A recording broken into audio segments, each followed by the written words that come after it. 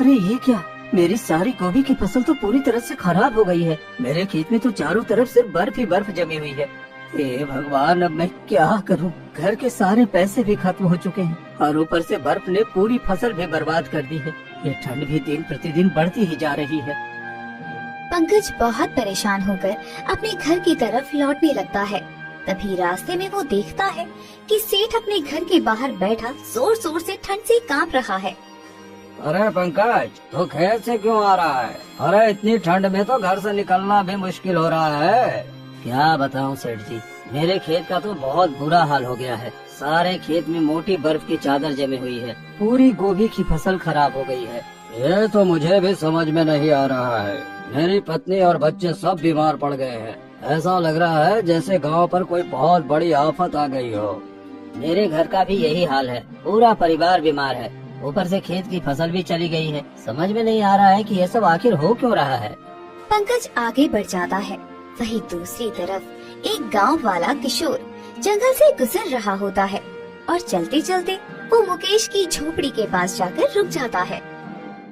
मुकेश, मुझे बहुत जोर की प्यास लगी है। क्या तुम मुझे थोड़ा सा पानी दे सकते हो?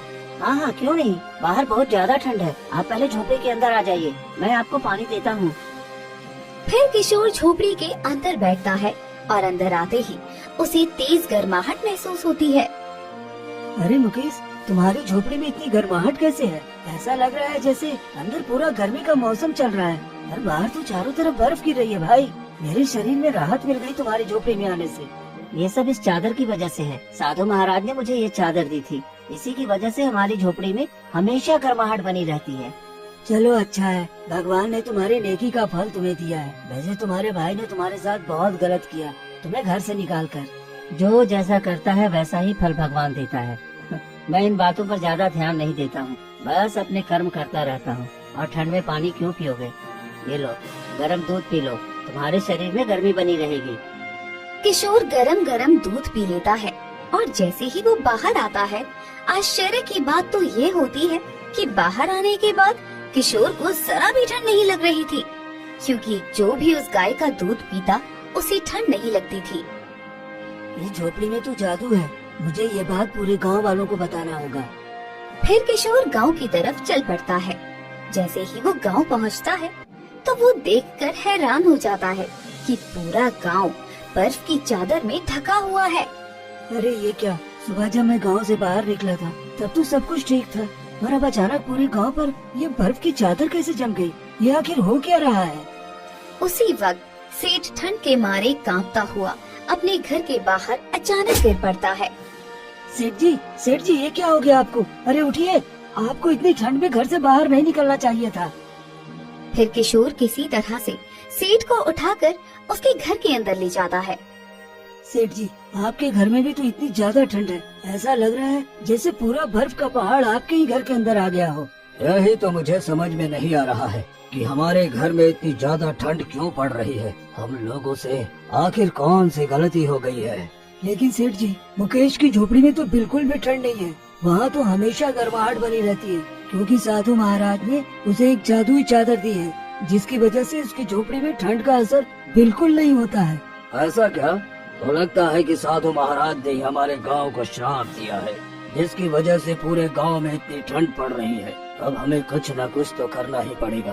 तुम जाकर उसके भाई पंकज से ये बात बताओ, वो जाकर माफी मांगेगा, तभी शायद साधु महाराज हमारे गांव से ये ठंड का श्राप हटा ले। ठीक है सेठ जी, आप चिंता मत कीजिए।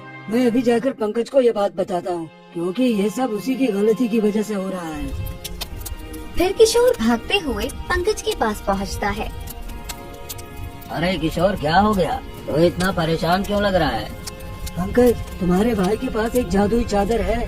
उसी चादर की वजह से उसके घर में बिल्कुल भी ठंड नहीं लगती और उसकी झोपड़ी में हमेशा गर्माहट बनी रहती है, जबकि पूरे गांव में देखो ठंड का भयानक प्रकोप फैला हुआ है। ये साधु महाराज का श्राप है, इसलिए तुम जाकर अपने भाई से माफी मांग लो, तभी शायद हमारे गाँव से ये ठंड का प्रकोप खत्म होगा। जादुई चादर? तो मुझे मूर्ख बना रहे हो क्या? अरे मैंने अपनी आंखों से देखा है भाई, और सेठ जी ने भी कहा है, जाकर अपने भाई से माफी मांगो, वरना पूरे गांव वाले मिलकर तुम्हें गांव से निकाल देंगे, क्योंकि तुम्हारी वजह से पूरा गांव ठंड से मर रहा है। फिर किशोर वहाँ से चला जाता है। लेकिन ये सारी बातें लक्ष्मी चुपचाप सुन लेती है और सामने आकर कहती है, अरे जब उसके पास जादुई चादर है तो उससे माफी मांगने की क्या जरूरत है, सीधे जाकर वो चादर ही ले आओ ना। वैसे भी उस गरीब के पास वो चादर रहकर भी वो करेगा क्या। आज रात होते ही तुम वो चादर चुरा कर ले आना। हाँ तुम ठीक कहती हो, आज रात होते ही मैं वो चादर चुरा कर ले आऊंगा। फिर आधी रात होती है। पंकज चुपचाप घर से निकल पड़ता है और चोरी छिपे मुकेश की झोपड़ी के पास पहुंच जाता है। अच्छा, तो ये वही चादर है जिसकी वजह से ये पूरा परिवार इतनी खुशी और आराम से सो रहा है और झोपड़ी में इतनी गर्माहट भी है। अब तो ये चादर मेरी ही होगी। पंकज वो चादर चुरा लेता है और चोरी छिपे अपने घर वापस आ जाता है। क्या आप वो चादर ले आए? हाँ देखो, ये रही वो चादर। अब इसे ओढ़ने के बाद हमें बिल्कुल भी ठंड नहीं लगेगी। तो फिर देर किस बात की है, जल्दी से इसे ओढ़ कर देखिए कि इसमें सच में कोई शक्ति है या नहीं। वैसे दिखने में तो ये बहुत पुरानी चादर लग रही है। ठीक है, अभी ओढ़ कर देखता हूँ। जैसे ही पंकज चादर ओढ़ता है वैसे ही उसके शरीर में तेज गर्माहट महसूस होने लगती है। अरे मुझे तो शरीर में बहुत तेज गर्माहट महसूस हो रही है और ये गर्माहट धीरे धीरे बढ़ती ही जा रही है। और देखते ही देखते उसके पूरे शरीर में जलन उठ जाती है और साथ में दर्द भी। अरे क्या हुआ, आप इतने दर्द से क्यों चिल्ला रहे हो जी? मेरे शरीर में आग जैसा लगा है। अरे अरे ये तो रुकने का नाम ही नहीं ले रही है। अरे जल्दी कीजिए, ये चादर अपने शरीर से उतार कर फेंक दीजिए। अरे मैं इसे उतारने की कोशिश कर रहा हूँ पर इसे मैं अपने शरीर से हटा नहीं पा रहा हूँ। अरे ये क्या हो गया है, हे भगवान अब क्या होगा? लगता है अब मुझे मुकेश के पास जाना ही होगा।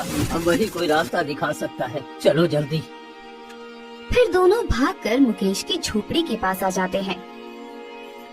भैया भाभी आप यहाँ? और ये क्या, ये चादर तो मेरी है और आप इतने दर्द से क्यों छटपटा रहे हैं? अरे अरे मेरे पूरे शरीर के अंदर आग लग रही है। अरे मेरा पूरा बदन दर्द कर रहा है। तुम ये चादर हटा दो। मैंने चोरी चुपके तुम्हारे घर से ये चादर ले ली थी, अब मुझे ये चादर नहीं चाहिए। भैया आपने जो पाप कर्म किए हैं ये उसी का नतीजा है। साधु महाराज ने चादर देते वक्त ही कहा था कि सिर्फ नेक दिल वाला ही इस चादर को धारण कर सकता है, तभी इसका जादू काम करेगा। और जब भी कोई लालच में इसका इस्तेमाल करेगा तो उसका बुरा प्रभाव जरूर होगा। हाँ, मुझसे बहुत बड़ी गलती हो गई, मुझे माफ कर दो। मुझे तुम्हारे साथ ऐसा नहीं करना चाहिए था। मैं तुम्हें सारी जमीन और जितना भी घर में हिस्सा है सब कुछ देने के लिए तैयार हूँ। बस मेरी जान बचा लो, ये चादर मेरे ऊपर से हटा दो। हे साधु महाराज, मेरे भाई को माफ कर दीजिए, इनसे बहुत बड़ी गलती हो गई है। कृपया इस चादर को इनके शरीर से हटा दीजिए और इन्हें क्षमा कर दीजिए। फिर मुकेश वो चादर जैसे ही छूता है तभी पंकज के शरीर से वो चादर हट जाता है। अरे अब तो मेरी जान में जान आई, वरना मुझे तो लगा था कि मैं मर ही जाऊंगा। ये चादर तुम्हारी है, मैंने तुम्हारे साथ बहुत गलत किया। अब तुम मेरे साथ घर वापस चलो। पर भाई साहब, अभी आप हमें ले जाएंगे और फिर बाद में घर से निकाल देंगे। नहीं नहीं, अब हम लोग ऐसा कभी नहीं करेंगे। हमें अपनी गलती का एहसास हो गया है और पाप के कर्मों की सजा कितनी भयानक होती है ये हमने अपनी आँखों से देख भी लिया है। ठीक है भैया, हम सब एक ही परिवार हैं और आज से फिर एक परिवार की तरह ही रहेंगे। फिर सभी लोग अपने घर वापस लौट आते हैं और धीरे धीरे पूरे गांव की ठंड भी कम हो जाती है।